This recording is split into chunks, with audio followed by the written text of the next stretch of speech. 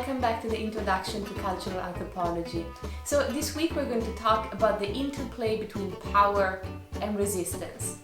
Are we free to act, to think, to make decisions, or are we shaped and constrained by collective norms, expectations, worldviews, and the power that others hold onto us? This is a big puzzle for anthropologists and for all social scientists, and I'm sure it's a big puzzle for you as well. Power broadly is the capacity to exercise control over the actions of others, but power is not just located between two individuals. Instead, anthropologists see power as diffused, as we attribute meaning to the world around us. What we think of as possible, as desirable, as good, as bad, really reflects this diffused and intersecting power structures. And sometimes these are quite hard to see and identify. So an individual is both often subject to power and at the same time exercises it. This is how, in this sense, we think of power as always this collective phenomenon. Now, the opposite of power is resistance. Resistance is the capacity of individuals and collectives to defy power structures and actions, and it's about identifying the power constraints, refusing to comply, and even seeking to divert and change power structures. Think of structure as kinds of patterns, arrangements that broadly limit and shape people's choices, opportunities, and their capacities for action. Can you think of a small concrete example in your own life of something you see as a structure that shapes your choices and your capacity for action? Not just what you are unable to do, but think about something that shapes what you think you are able to do or what you think you ought to do. So power and resistance are obviously closely interconnected, and one couldn't exist without the other. There is another word that anthropologists use a lot, and you will have encountered it in the course readings, and this is the word agency. And agency broadly is the capacity, the condition or the state of acting or exerting power, the capacity to act independently, to make free choices. This is kind of a dictionary definition of agency. In the social sciences, people write about the political and the moral autonomy of a subject in the face of power. So it's a little different. What is moral autonomy? I think in this sense we mean the capacity to realize one's own interests and desires against customs, traditions, rules, power structures, and other obstacles. So I want to explore the interplay of power and resistance and then think about agency through the work of two anthropologists who are both writing on Egypt. Laila Abul-Lughod, you have encountered her before in this course, and then Saba Mahmood.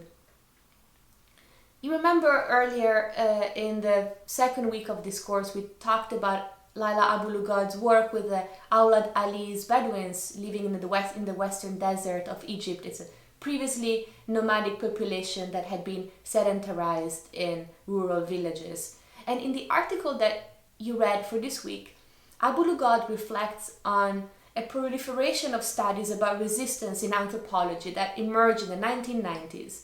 Scholars at the time were really interested in finding and also defining resistance, sometimes for its own sake, or at least that's Abul-Lughod's critique. And Lughod argued that in doing so, anthropologists sometimes were romanticizing resistance. And instead she proposed a different approach, and she said, let's look at resistance not just as a thing in and of itself, but as a way to diagnose power relation, to help us understand, in fact, how power works, particularly when you think of power structures as multiple and as intersecting and interwoven. Abul-Lughod identified 4 different, very prevalent practices of resistance amongst Awlad Ali's Bedouin women. And there was a generational spin there. These were older resistance practices, and in the article you read for this week, you read about how those started to shift during the time of Abul-Lughod's research. So Awlad Ali's Bedouins live in a gender-segregated world, and this world has become even more gender-segregated after they have been sedentarized.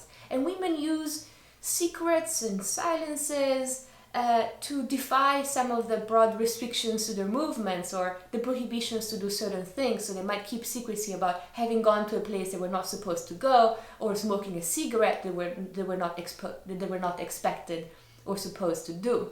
Women also resist arranged marriages. Marriages are a powerful form for different family groups to create and sustain alliances, and sometimes there are strong expectations of who would marry whom, and women are expected to comply, but in practice, Abul-Lughod found kind of creative and strategic ways of refusing to get married without directly challenging the norms themselves.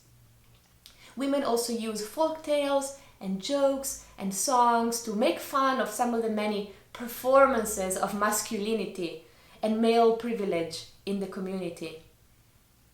We already talked about particularly the use of poetry and poetry forms and reciting short poems in everyday life to communicate emotions and vulnerability. This is a practice that defies the broad cultural expectation of honor and modesty in public conduct. So violating this moral code of conduct also means resisting the authority of those amongst the Bedouin community who represent this authority and who benefit from it. This is Lughod's argument. Now, some might be tempted to see in this Bedouin women's practices a kind of politics of feminist resistance, but Abul-Lughod reminds us this is just a projection of something that is really not part of Bedouin women's experience. And Bedouin women, at the same time as they are defying some of the expectations and conventions of their life, are also supporting the existing systems of power. They are complicit within them. So Abul-Lughod takes a different approach, one in which we might see resistance practices that defy a power system as a diagnostic of how power works. So acts of resistance are useful to identify the power structures at play.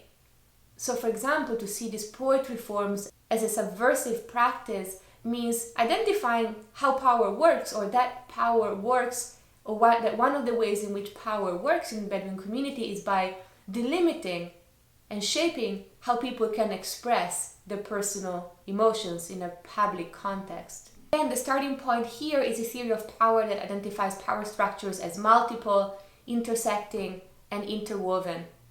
And importantly, these practices of resistance in turn always also draw from other structures of power. So for example, younger Bedouin women at the time of Abul-Lughod's research in the 90s were increasingly adopting the consumptions of new kinds of mass-produced clothes, music recordings, and Egyptian TV shows to challenge the Bedouin cultural norms and systems of authorities in which they lived and in which they were raised. However, in doing so, they were drawing from this middle-class Egyptian cultural repertoire, and that in turn was shaped by a series of power relations and expectations of gender and sexuality, and also ties to the Egyptian national economy, to global market and biopolitics, and to the influence of the Egyptian state. My question for you is, can you identify a context in which you might be resisting a set of expectations around you? And in doing so, can you identify where you are drawing from other power structures for that purpose? Think about something very concrete and try to describe it as concretely as you can in your notes. The second article you read for this week is from Saba Mahmood's ethnography of the rising, at the time of her writing, Islamic movement in urban Egypt.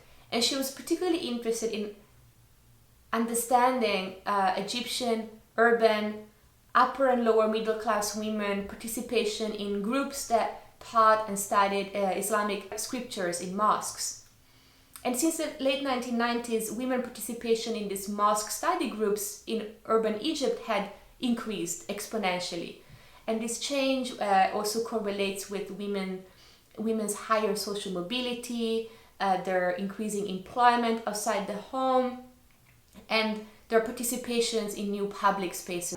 Women mosque movements like this had emerged in response to what some saw as the a secularization of religion in Egyptian life, where religion became seen as a kind of a cultural system, right, with little effect on people's lives. And women participating in the mosque movement, they changed what they considered their proper social behavior. So what they would wear, how they would speak, how they were supposed to entertain themselves and the children, how they were supposed to take care of the poor, how they invested women. So it wasn't just studying the Quran, but also a whole kind of crafting and recrafting of the self and one's relations with others and one's practices and moral system. And Mahmood, in doing this work, is really interested in kind of rethinking what we understand as agency. And particularly, she's picking a fight against people who understand agency simply as individual freedom and resistance against structures of power and domination. And she thinks this is too simple. It doesn't really account for how people operate in the world.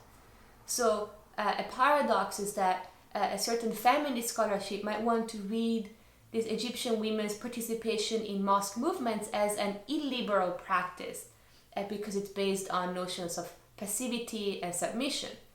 And they might describe these women participating in a movement that in fact sees them as subordinates, as some kind of false consciousness or an internalization of patriarchal norms. And other scholars might be tempted to do the opposite and think, oh, women's participation in this mosque movement is in fact strategic, and they are appropriating these hegemonic religious traditions and they're using them for their own gains and interests. And Mahmood's critique of these approaches is that it presumes that in order to be free, a person needs to have individual autonomy, resisting customs, traditions, and collective norms. And she thinks this doesn't quite capture how autonomy takes place within collective systems of meanings. And she also thinks that this approach disregards this middle-class Egyptian women's own understanding of their own subjecthood and of their agency. So let me pause for a second and step back. What does freedom mean to you personally? Take some moment to write down your thoughts. What does it mean to you in general? Or was there a moment that you identify as having exercised your freedom, your individual autonomy? And what was the context in which that unfolded? So Sabah Mahmood thinks that this theoretical approach, the idea that freedom is individual agency against structures of power, doesn't really help us understand the desires, the motivations, and the goals of the urban Egyptian women participating in this rising mosque movement. She is drawing on a theory of power that doesn't see power as something that constrains action, but instead sees power as a productive force. So not just a relation of domination, but something that forms a condition of possibility for subjecthood. Mahmood says, think about a musician. A musician might be subjecting themselves to specific disciplinary practice to play an instrument with mastery and with improvisation. So the agency of the musician really relies upon and depends on the musician's ability and willingness to be taught by someone else and to acquire a repertoire of technical skill through subjecting oneself to a series of repeated technical exercises to gain this mastery, to be able to improvise within it. So the willingness to submit oneself to learning a musical discipline and the historical and cultural forms that shape it and that shape this kind of skills and knowledge. So in Cairo, Mahmood conducted ethnography with a group of lower middle class women who attended mosque lessons. They met to read and discuss Islamic doctrine.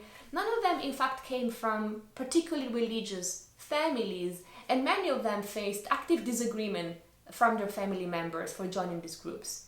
And for this group of women, a notion of piety was important and involved training their bodies, their emotions, and their reasons to acquire religious virtue as an embodied habitus. So one of the virtues that women practiced as embodying piety was this kind of sense of modesty and shyness.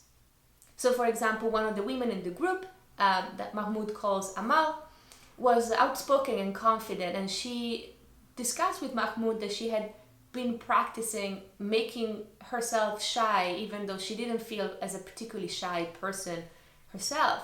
And so Amal explained, shyness is really imprinted in you. And so she was trying to act shy even when she wasn't feeling shy. The performance of shyness would eventually create a bodily feeling of shyness. And this wasn't just a decoy, right? Trying to appear shy and modest to others when that's not how you feel. It was more Amal training herself to be pious as she identified piety with this feeling of shyness and modesty. So changing, deliberately subjecting herself to a set of religious practices and expectations to change her own habitus. So practices like acting shy or wearing a veil marked how you're being and becoming a different kinds of person, or certain kinds of person. And this is how the women that Mahmood was doing ethnography with kind of theorized this transformation.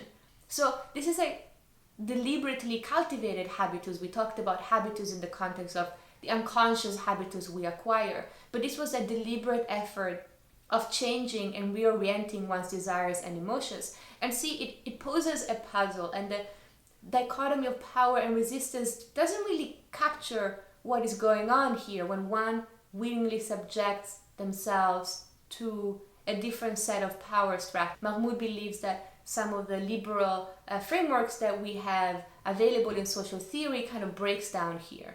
And I invite you to engage with this argument and with this work and agree or disagree for yourselves. There really has been a big debate about this work, but this is for you to find out for yourself the extent to which you find this useful and meaningful. So in the conclusion of the article you read for this week, Mahmood asks us, on page 224, how would one imagine the politics of gender equality when situated within particular life worlds? So let's unpack it for a second, and please write it down.